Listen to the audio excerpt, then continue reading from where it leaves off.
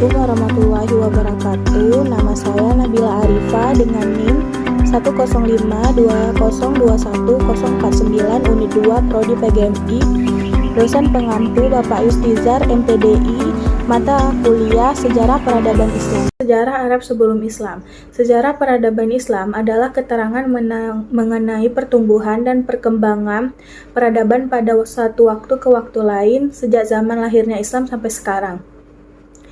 Arab adalah salah satu peradaban penting yang berpengaruh yang pernah ada, bahkan sampai sekarang di dunia. Ketermasyhuran Arab tidak hanya ada pada masa Islam, tetapi juga ada pada zaman kuno sebelum kemunculan Islam dan ekspansi kaum muslim. Keadaan masyarakat Arab sebelum Islam datang sangat tidak terkendali. Masyarakat di Arab seperti tidak memiliki aturan hidup karena mereka melakukan hal-hal yang tidak wajar. Karena pada masa itu disebut dengan zaman kebodohan atau zaman jahiliyah. Agama masyarakat Arab sebelum Islam tuh adalah paganisme, Yahudi dan Kristen. Yang mayoritas mereka itu paganisme. Ratusan berhala ditempatkan di sekitar Ka'bah untuk disembah. Perlawanan dan peperangan agama Islam saat Islam terjadi karena semangat keagamaan mereka yang kuat. Baik, selanjutnya saya akan menjelaskan tentang kehidupan Rasulullah sebagai uswatun hasanah. Uswatun hasanah artinya contoh atau suri tauladan yang baik. Allah Subhanahu wa Ta'ala mengutuskan Nabi Muhammad untuk diikuti, dicontoh, diteladani kehidupannya. Rasulullah dalam menjalankan tugas sucinya senantiasa mendapat bimbingan dari Allah.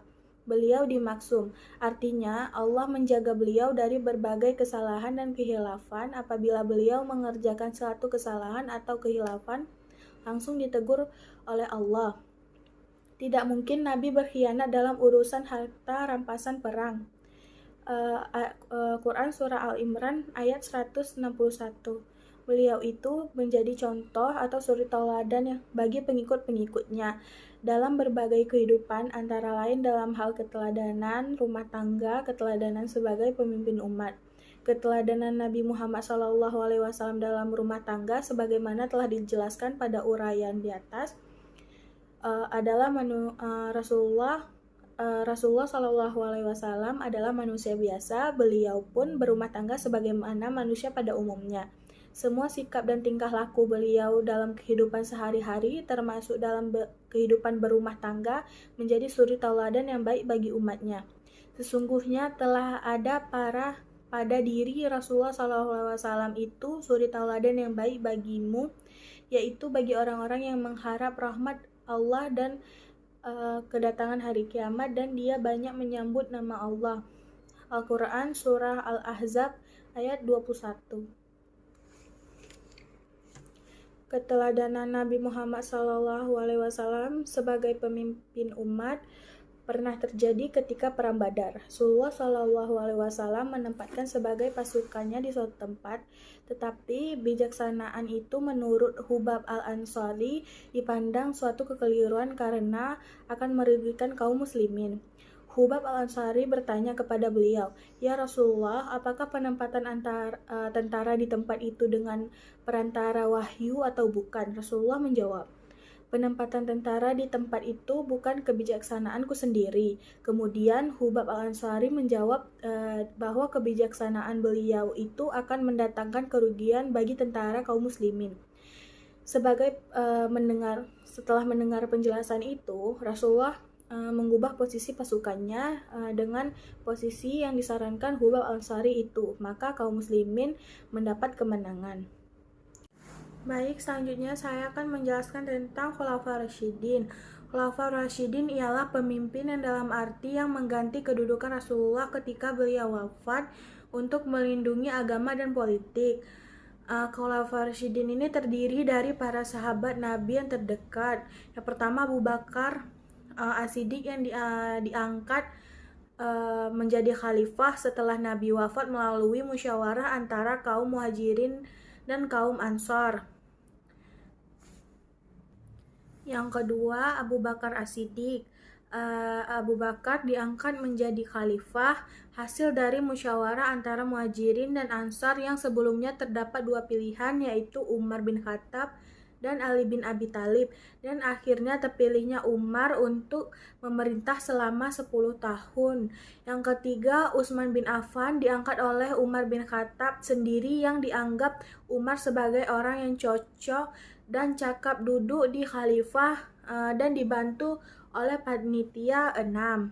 Yang keempat, Ali bin Abi Thalib yang diangkat menjadi khalifah pada hari kematian Utsman, yaitu pada hari Jumat tanggal 18 Zulhijjah 35 Hijriyah, dan berjabat selama 4 tahun 8,5 bulan.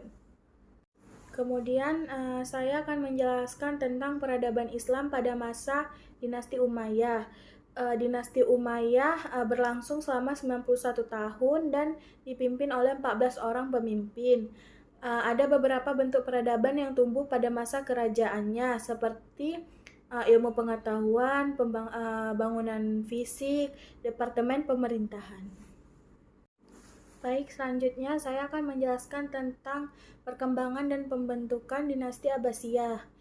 Bani Abbasiyah adalah sekelompok orang yang memiliki keturunan dengan Nabi Muhammad melalui jalur paman Nabi yang bernama Al-Abbas bin Abdul Muthalib ibn Hashim.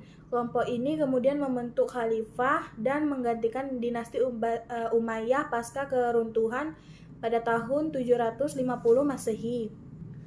Proses pembentukan dinasti Abbasiyah dilakukan melalui dua cara.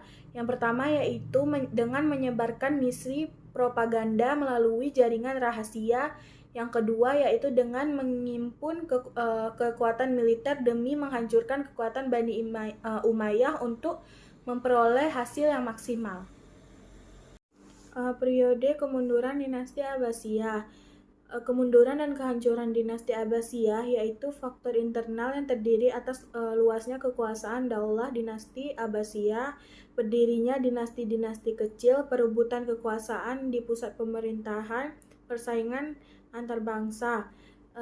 Bani Abbasiyah mengalami keruntuhan karena dipengaruhi oleh dua faktor, yaitu yang terjadi di dalam diri dinasti Abbasiyah sendiri atau faktor intern serta faktor yang terjadi dari luar Abbasiyah, yakni faktor ekstern. Pada saat keruntuhan dinasti Abbasiyah, banyak kerajaan-kerajaan Islam yang muncul, salah satunya dinasti Fatimiyah. Dinasti Fatimiyah ini dilatar belakangi melemahnya dinasti Abbasiyah.